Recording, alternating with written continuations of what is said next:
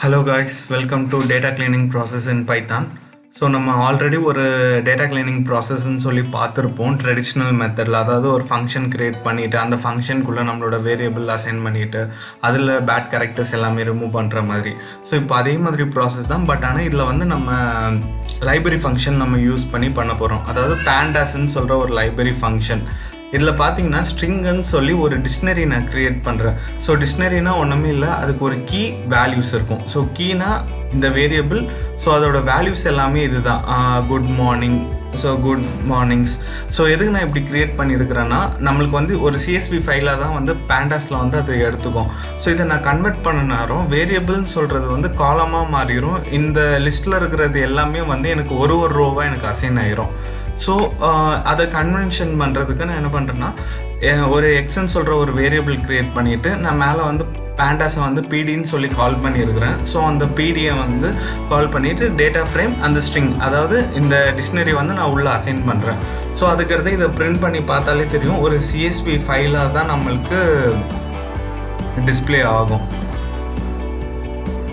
So இப்போ பார்த்தீங்கன்னா சைடில் ஃபுல்லாக இண்டெக்ஸ் நம்பர், ஸோ அதுக்கடுத்த வேரியபிள்னு சொல்கிற ஒரு காலமில் எனக்கு ஃபுல்லாக ரோஸில் வந்து எனக்கு எல்லாமே அசைன் ஆகிருக்கும். ஸோ இப்போ இதில் வந்து நிறைய பேட் கேரக்டர்ஸ் தெரியுதுல்ல, இந்த exclamatory mark, question mark, capital இசட்ஸ்.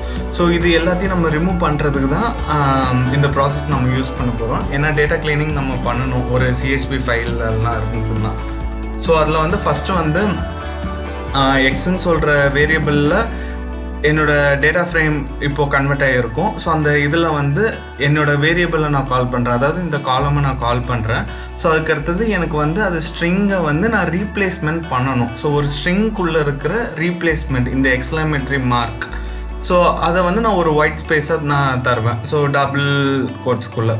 ஸோ இப்போ இதை நம்ம பிரிண்ட் பண்ணி பார்த்தா எக்ஸ்க்ளமேட்டரி மார்க் ஃபுல்லாகவே ரிமூவ் ஆயிரும். So print. So next okay. So இப்போ நம்மளுக்கு கொஸ்டின் மார்க் இருக்குது, அதுக்கடுத்து கேபிட்டல் இசட்ஸ் இருக்குது. ஸோ அது எல்லாத்துக்குமே வந்து ஜஸ்ட்டு எஸ்டிஆர்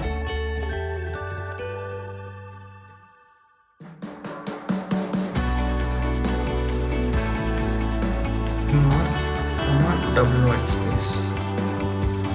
ஸோ சேம் அதே மாதிரி தான் இப்போ வந்து கேபிட்டல் இசட்டுக்கும் ஸ்ட்ரிங்கை கால் பண்ணுறேன். ஸோ ரீப்ளேஸ்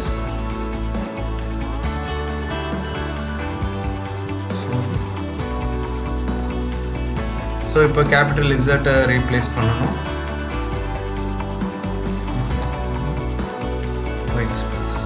ஸோ இப்போ ரன் பண்ணி பார்த்தோன்னா நம்மளுக்கு வந்து டேட்டா வந்து க்ளீன் ஆகிட்டு, ஸோ குட் மார்னிங் சொல்லி கரெக்டான அவுட்புட் நம்மளுக்கு கிடைக்கும்.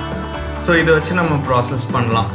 ஃபார் எக்ஸாம்பிள் இப்போ வந்து ஒரு சிஎஸ்பி ஃபைல் இருக்குதுன்னா, ஒரு கடையில் போய்ட்டு நம்ம ஷாப்பிங் பண்ணிட்டு வரோம். ஸோ அதில் இவ்வளோ கேஜஸ்ன்னு சொல்லி இருக்கும். So 1 kg 2 kg 3 kg. So ஸ்ட்ரிங்கையும் இன்டிஜரையும் நம்ம ஒன்றா நம்ம கொடுக்க முடியாது. ஸோ அதனால என்ன பண்ணணும்னா, அந்த கேஜின்னு சொல்கிறது எல்லாத்தையுமே வந்து நம்ம ஃபஸ்ட்டு நம்ம ரிமூவ் பண்ணுவோம். அதுக்கு எல்லாத்துக்குமே வந்து இந்த ப்ராசஸ் தான் நம்ம பண்ணுவோம். ஸோ அதெல்லாமே அப்கமிங் வீடியோஸில் பார்க்கலாம். தேங்க்யூ ஃபார் வாட்சிங் திஸ்.